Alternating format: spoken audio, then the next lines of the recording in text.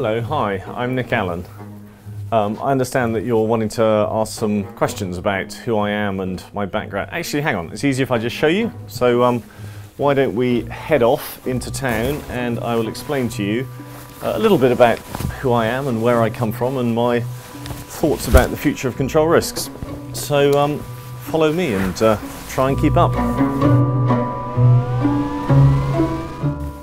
A little bit cold outside. And I'm hoping that we're going to have a taxi waiting for us. We shall see.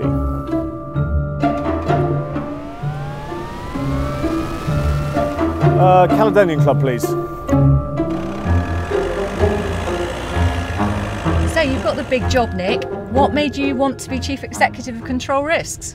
I've been here 17 years, I guess, and I'm really passionate about this firm, what we do and the amazing people within it, and the opportunity to lead it is a huge privilege and one that is massively exciting for me. So you joined Control Risks in 2001, so tell me about your career at Control Risks to date. I joined into GRA, it wasn't called GRA then, but I joined there as a consultant. I was then responsible for the GRA business globally. I spent 2 years as the strategy director and marketing also, and I spent a lot of time working on our joint venture and strategic alliance with International SOS, and then I was very lucky to get the job as CEO for the Asia Pacific region based in Singapore, which I did for 4 years before coming back in 2012 to be responsible for the Europe and Africa region. So here we are at our first stop. This is the Caledonian Club on Halkin Street, and the reason we're here is because I am Scottish. I was born in Paisley. I was at school in Scotland. I have 3 boys now, and actually only one of them is a reliable Scottish football supporter. The other 2, born in England to an English mother, do have a tendency to support England, but there you go.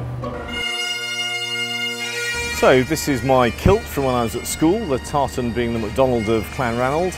And this is a bottle of Grant's whiskey, and my granddad actually worked at the distillery, but it's a little bit early for that, I think, so we're going to go and get some lunch. What do you see as your key achievement to date? Well, the Control Risks achievements are always done as a team, and I'm really proud of how the company is making progress in terms of where we hire people from, how our people can progress through the organisation, and I think that is really driving diversity in the company, and that's a real strength. An example of that I'm very excited about is our Africa graduate recruitment program, which is now in its 2nd year, and we've already had 3 great people come through the 1st year and another 3 have now joined, and that's something I'm very proud of. Right, so here we are outside a Latin American restaurant. So why are we here? Well, my family spent 30 years living in Latin America, in Chile, Venezuela and Brazil, and I got a real taste for the food, so let's go in and get some food. Comida peruana, me encanta. Let's go. People talk about Control Risks' strong culture. What makes it special? I think what makes the Control Risks culture special is a combination of things. I think one, how we look after people, particularly when times are tough, and I think how we treat people also in terms of the respect we show people. And obviously in any company there's a hierarchy, but I think we recognise that we all come to work and we're all individuals with a lot to contribute, and respecting that and recognising that in a work context I think is really important, and I really appreciate that. We're here at the Lloyd's building, one of London's most iconic buildings and home of the insurance market, and for Control Risks this is where it all began. It's also the home to Hiscox, one of our key partners, one of our partners in the past and very much in the future. Listening to our clients, understanding their issues has always driven our success, and I think for me that's going to be a really important part of my role. What do you think is our biggest competitive threat? I wish one could point to a company and say it's them, but I don't think it is. I think it's technology and how we could be disrupted, how new entrants that we've never heard of come in and do things faster and quicker and better than we can, and I think that's something we have to really be on the lookout for. How have you seen innovation working best at Control Risks?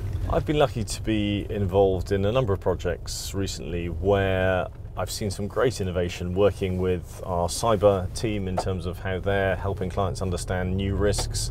But projects that draw that, our ability to analyse and make sense of data with data analytics. But often what I think really makes it different is we bring that innovation but also add to it that really solid foundation of understanding of threat and risk, whether it's the security teams or others. And when you bring that together, I think it's really innovative for our clients, and it's really exciting as well.